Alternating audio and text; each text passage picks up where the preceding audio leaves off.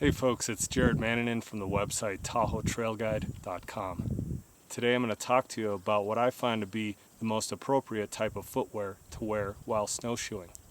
For obvious reasons, when people think about snowshoeing, they tend to focus on the actual snowshoes themselves. But another important component of snowshoeing is the type of footwear that you're going to be wearing. If your feet aren't comfortable, you're not going to have a good time. That's the bottom line.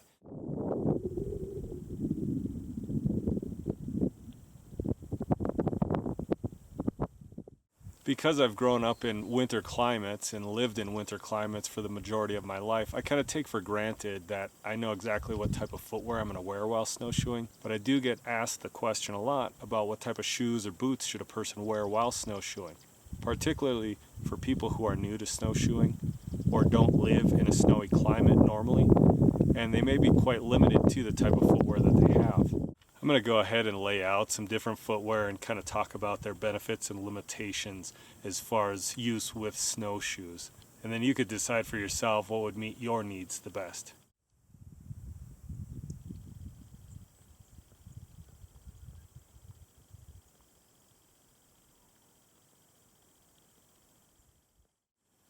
I don't want to make this sound more complicated than what it is, because we're only picking footwear. After all, we're not performing brain surgery or anything like that.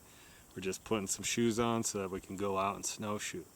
But there are some considerations that you have to look at when picking some appropriate footwear for snowshoeing. The first and probably most obvious type of footwear that people ask questions about with regard to snowshoeing is just a set of low-top, light hiking shoes. They're pretty soft. Some brands have more torsional strength than others. My concern though with using this type of shoe, it's just that the heel strap can sometimes sneak up and over the top of that low top shoe. Then it's digging into your ankle or your Achilles tendon, and that's going to be uncomfortable in a very short amount of time. Another consideration for these light hiking shoes is whether or not they'd be waterproof.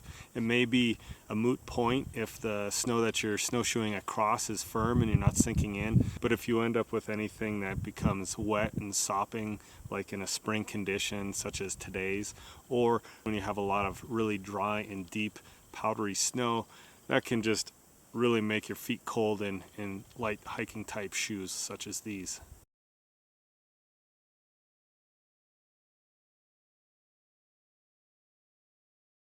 A better option than this low top version of a light hiking shoe would just be a high top hiking shoe.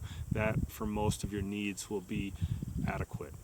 A pretty common winter type of footwear that people want to use for snowshoeing is something like this, a big old clompy snow boot.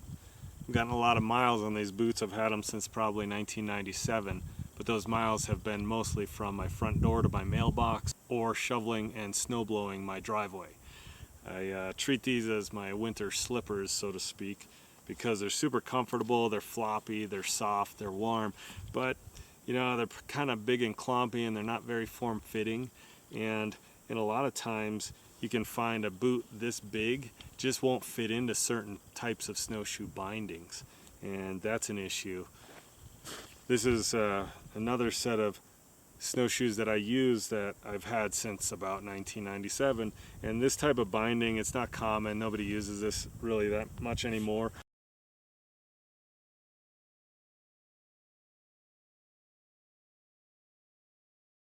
But this is not fitting in here very conveniently. That's about as far as it'll go. There's all kinds of room up in the toe, which means my toes are directly over the crampon, not the ball of my foot, and that's an issue because you're not walking on the snowshoes properly at that point.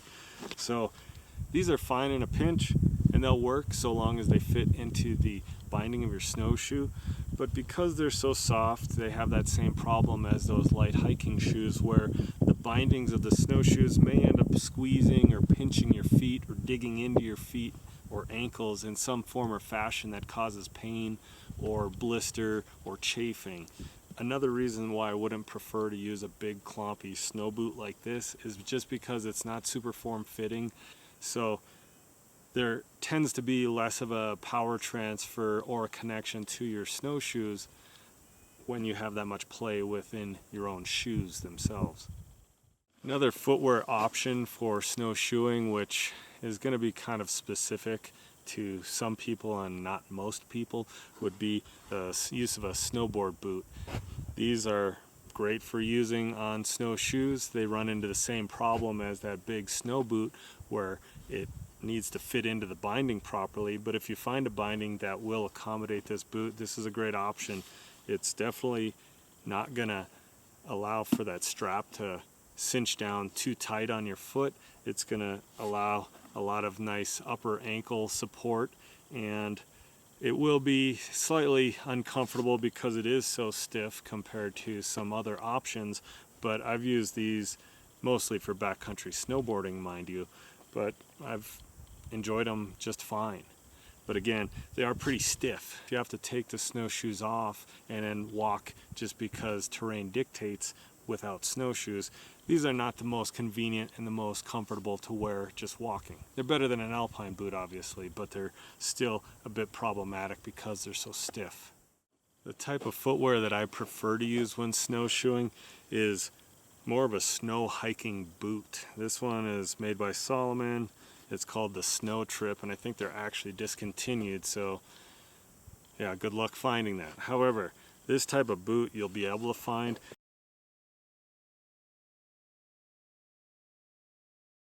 This one has a pretty high upper.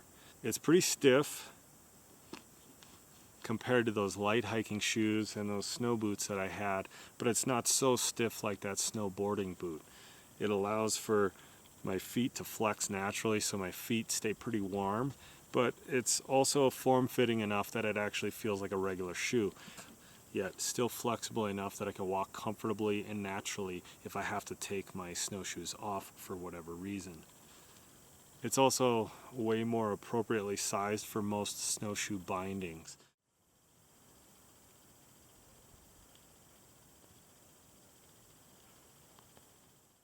I'm sure there are a lot of different types of footwear that I haven't covered yet today, but the most that I see from beginners getting into snowshoeing are either those light hiking shoes or a running shoe even, or a floppy winter boot that's really soft and comfortable, but not really useful for much else than shoveling your driveway or making it to and from your car or place of work. Sometimes you'll encounter terrain that requires a pretty long approach, or there's going to be sections in between snow. I often find this in a spring condition where you have a lot of snow melt occurring, and I end up with sections of dirt or rock even. So having footwear that allows me to negotiate those sections of terrain that don't require using snowshoes is also important. This morning when I snowshoed, it was so firm that I didn't really need the snowshoes until the snow got warm from the sun. And I want to make sure that if there are those longer sections where I won't be using the actual snowshoes, that I can still walk naturally and comfortably. Which is why having footwear that works both in a snowshoe and out of a snowshoe is important to me. One last thing that I wanted to clarify with regard to the stiffness of a shoe, because I don't think I was clear enough about it, is that the stiffness of the upper portion of the shoe is important because it keeps the straps from pinching down uncomfortably on your feet, but the stiffness of the sole is also important. The reason I say this is because most snowshoes don't have a whole lot of structural support for their top sheet. They use a flexible material often, which decreases weight and increases float. But if you've ever used clipless pedals on a bicycle, for example, you'll know what I'm talking about. Because the only place that you make contact with to those pedals is the ball of your foot, which is very similar to a snowshoe. The only place you really make positive contact with the snowshoe is under the ball of your foot on that crampon. Having a stiff-soled shoe enables you to have a nice, strong platform from which to use. If you use a soft-soled shoe on a bicycle pedal, for example, it can just be really fatiguing to your foot because your foot is constantly flexing and curling and trying to maintain some sort of structural integrity. It's very similar to that snowshoe experience. If you used a soft-soled shoe, your feet would constantly be flexing and curling in order to maintain that structural integrity of a platform. And that's why I generally prefer to use a stiffer-soled shoe when snowshoeing.